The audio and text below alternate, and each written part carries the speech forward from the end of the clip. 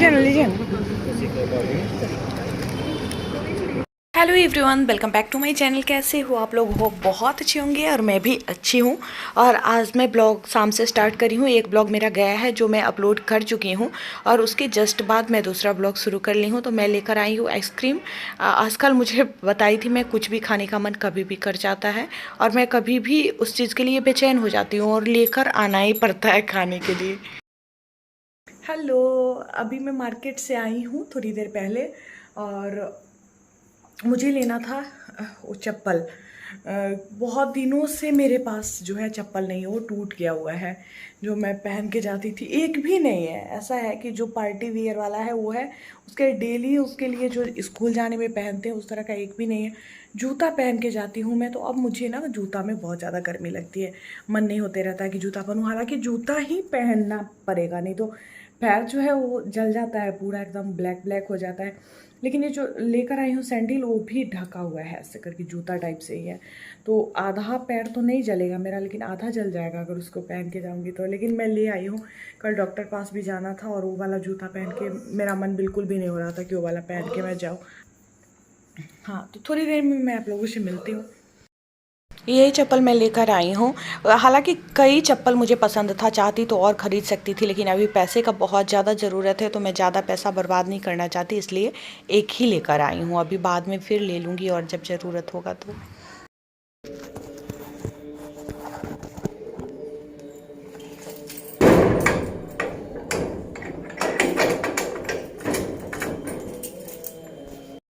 अब मैं निकल गई हूँ पटना के लिए। मैं कोशिश कर रही थी बार बार कि थोड़ा भी ब्लॉग शूट कर लूँ, लेकिन ज़्यादा नहीं कर पाई। कितना भी मतलब सोची कि करूँगी करूँगी, दिमाग से बात को निकाल रही थी। जो बातें मेरे दिमाग में चल रही थी उसको बार बार निकालने का प्रयास मैं कर रही थी कि कोई और चीज़ की तरफ अपना ध्यान कर लूँगी तो फिर वो चीज़ें दिमाग से निकल जाएगी। लेकिन मेरा जो हाल है ना, मेरे दिमाग में जो चीज़ें एक बार सेट हो जाती है तो फिर वो बहुत मुश्किल से निकलता है। तो अभी मैं मुजफ्फरपुर में ही हूँ। मुजफ्फरपुर का ही है शायद, उतना ध्यान नहीं है। मैं 2-3 बार कैमरा ऑन करी कि चलो वीडियो करती हूँ, बनाती हूँ ब्लॉग। और मैं देखती हूँ बहुत सारे जो ब्लॉगर रहते हैं, जो प्रोफेशनल एकदम ब्लॉगर हैं, आराम से कहीं भीड़ भाड़ वाली जगह पे भी आराम से बोल लेते हैं। लेकिन मेरे साथ दिक्कत होती है, मुझे मतलब बड़ा अनकंफर्टेबल फील होते रहता है कि मैं कैसे बोलूँ, मतलब अजीब सा मुझे लगते रहता है। तो मैं नहीं कर पाती हूँ वो चीज़ें, मैं चाह के भी नहीं कर पाती हूँ। मैं चाहती हूँ कि करूँ लेकिन नहीं हो पाता है मेरे से। और अभी देखिए यहाँ पे मैं आ गई हुई हूँ गांधी सेतु पे, और जो गंगा नदी है ये पूरा एकदम सूख चुका था, देख सकते हो आप। एकदम पूरा में रेत ही रेत दिख रहा है। पानी आगे थोड़ा सा था, लेकिन गंगा मैया बिल्कुल सूख चुकी है। एकदम रेत ही रेत भरा हुआ था।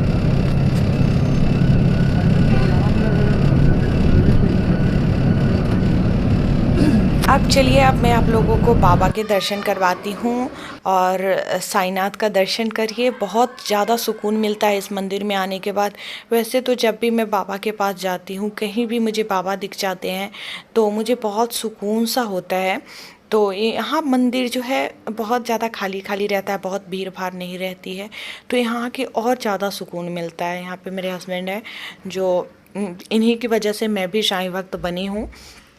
और मैं इनका हमेशा वो रहूँगी, ऋणी रहूँगी कि इनकी वजह से मुझे बाबा मिले। और बाबा ने इतनी कृपा की मेरे ऊपर, इतनी कृपा करी कि 100 जन्म भी मतलब बाबा का कर्ज चुकाने के लिए कम पड़ जाएगा। अगर मैं 100 बार भी जन्म लूँ और जन्म जन्म इनका सेवा करूँ तो भी वो कम पड़ जाएगा। और यहाँ बाबा का धुनी चलते रहता है, यहीं से उदी लिया जाता है, जो उदी संजीव।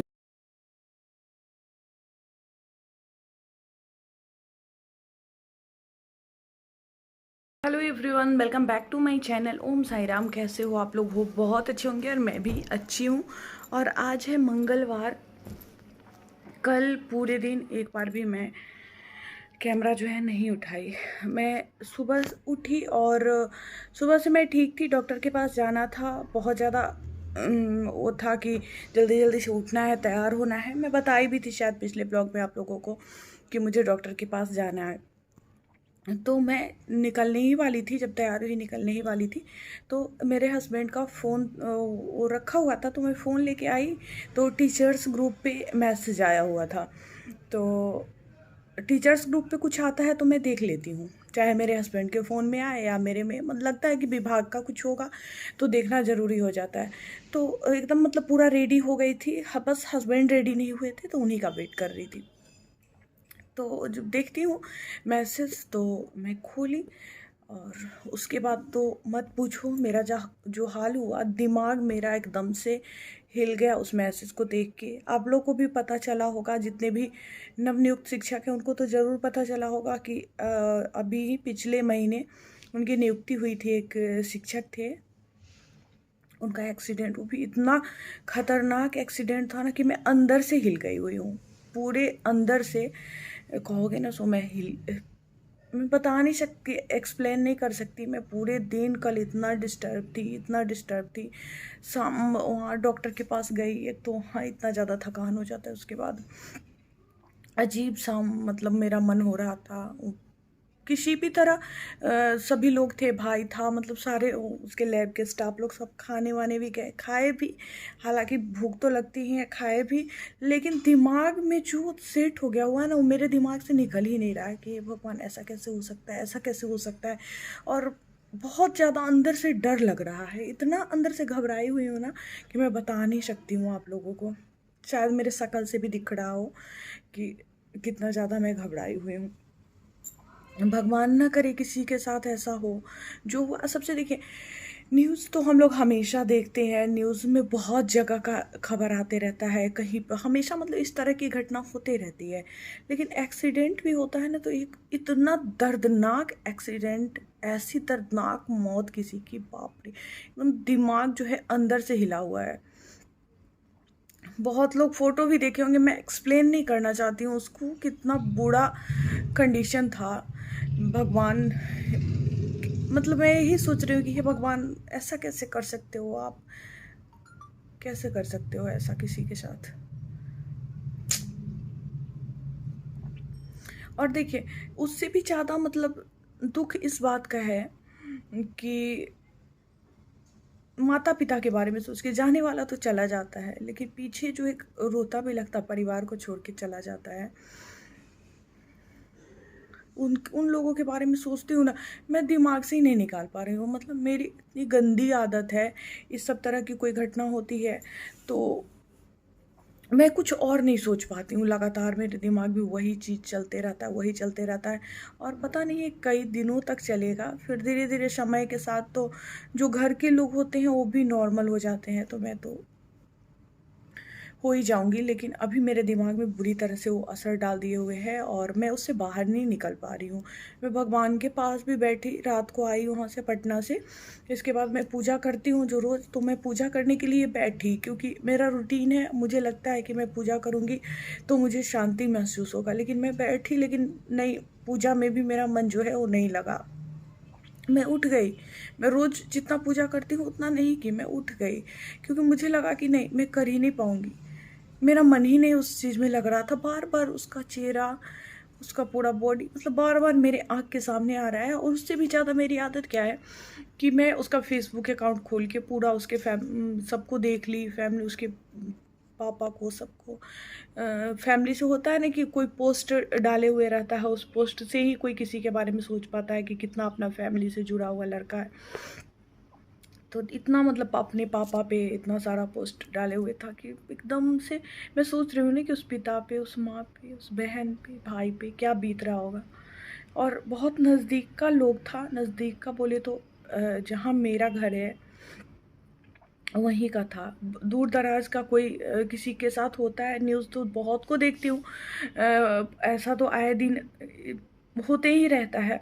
लेकिन न, जब कोई नज़दीक का चला जाता है उसके बाद वो जो तकलीफ़ होती है वो बहुत ज़्यादा।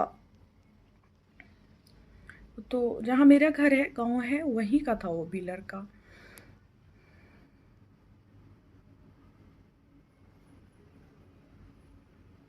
ये चीज़ जो है ना, मैं बार बार फिर बात करने के लिए मैं कैमरा उठाई हूँ, चलिए सोची हूँ कि चलो नॉर्मल सा ब्लॉग बनाऊँगी। लेकिन नॉर्मल आप खुद रहोगे तभी नॉर्मल कुछ दिखा पाओगे। अभी मैं सो के उठी हूँ, जो स्कूल से आई थी, सोई हूँ, बहुत ज़्यादा थकान सी होती है मुझे, बहुत ज़्यादा। इतना दर्द इस हाथ में, मतलब इतना ज़्यादा मुझे दर्द होता है ना कि मैं क्या बताऊँ, पूरा बॉडी में पेन रहता है हमेशा।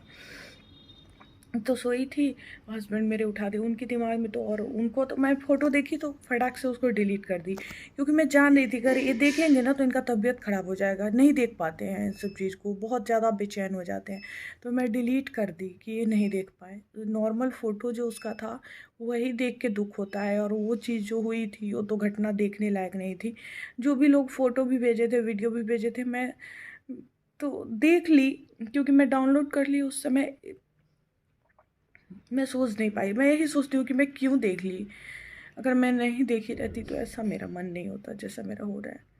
इतना डर लगता है ना, रोड पे जब चलती हूँ तो बहुत ज़्यादा डरती हूँ। यही चीज़ें ना, गलत चीज़ें जो है दिमाग में बहुत ज़्यादा आती है, गलत चीज़ें एकदम दिमाग में वो कर जाती है कि ऐसा लगता रहता है कि कहीं मेरे साथ भी ना ऐसा हो जाए। तो ये सोच के लोग और ज़्यादा घबराने लगता है, और उसके फैमिली के बारे में सोच के तो जो घबराहट में मुझे होती है, मैं क्या बताऊँ आप लोग। तो चलिए, मैं ज़्यादा रोना नहीं रोऊंगी। तो अभी उठी हूँ, बस देखी हूँ कि इनका कपड़ा सब इधर उधर पड़ा हुआ है, गंदा था तो धो दी हूँ। क्योंकि क्या होता है कि मैं चली जाती हूँ पहले बस से, और ये बाद में जाते हैं, तो क्या होता है कि हमको कॉल करके मेरा ये कहाँ है, मेरा ये कपड़ा कहाँ है, वो कपड़ा कहाँ है, बहुत पूछते हैं। तो मैं सोची हूँ ना कि अब 1 सप्ताह तक जो ये पहनेंगे, क्योंकि इनका पहना हुआ कपड़ा जो होता है गर्मी में, सो 1 से 2 दिन अगले दिन पहनने लायक नहीं होता है, इनको पसीना बहुत ज़्यादा आती है।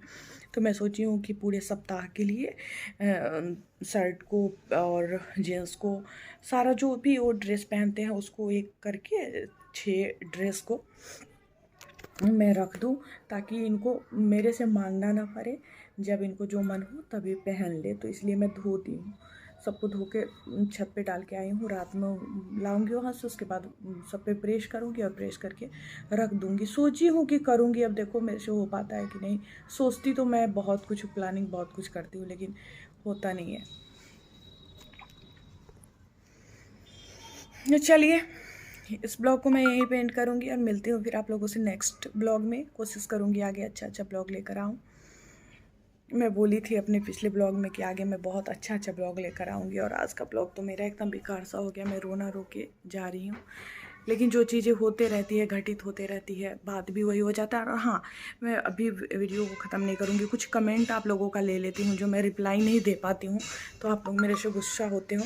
अच्छा, किसी ने पूछा था वैभव लक्ष्मी व्रत के बारे में, डॉली कुमारी शायद, तो उन्होंने पूछा था मुझसे कि इसमें खीर ही चढ़ाया जाता है या कुछ भी चढ़ा सकते हैं। आप कुछ भी चढ़ा सकते हो। जिस दिन उद्यापन किया जाता है ना वैभव लक्ष्मी व्रत का, उस दिन एकदम है कि आपको खीर ही चढ़ाना पड़ेगा, दूसरा कोई प्रसाद नहीं, उस दिन खीर ही। और दिन आप कुछ भी बना के चढ़ा सकते हो, अगर नहीं है कुछ तो फल चढ़ा सकते हो, कुछ भी चढ़ा सकते हो।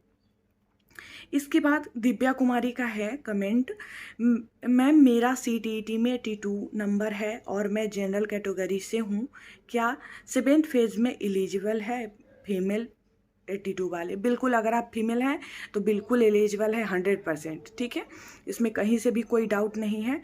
तो सबसे पहले तो मैं आप लोगों से सॉरी बोलती हूँ कि मैं हर एक कमेंट का रिप्लाई नहीं दे पाती हूँ आपके उसमें वो टाइप करके। तो मैं अब से यही सोची हूँ कि जब मैं अपना वीडियो ख़त्म करने लगूँगी तो उस समय मैं आप लोगों के कमेंट का रिप्लाई दे दूँगी, क्योंकि मेरे पास बहुत ज़्यादा कमेंट नहीं आते, व्यूज़ भी कम होते हैं तो कमेंट भी कम होते हैं, ठीक है। तो मैं और कमेंट देख लेती हूँ कल वाले वीडियो पे। अब यही करूँगी कि जो आज मतलब वीडियो मेरा एक दिन पहले गया रहेगा, उसमें जो कमेंट आएगा उसका रिप्लाई मैं दिया करूँगी, ठीक है।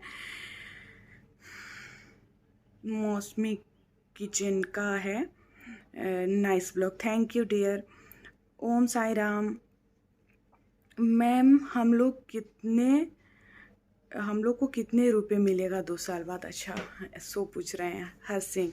आप लोगों को ग्रेड पे ऐड होने के बाद वही क्योंकि महंगाई भत्ता लगातार बढ़ रहा है तो उस समय तक और भी बढ़ जाएगा, वही समझिए 30+ आप लोगों को मिलेगा, उससे 30+ मिलेगा 2 साल के बाद। पूजा जी कमेंट कर रही है कि जूस प्लास्टिक में नहीं लिया करे, वो फ़ायदे की जगह नुकसान पहुंचाता है।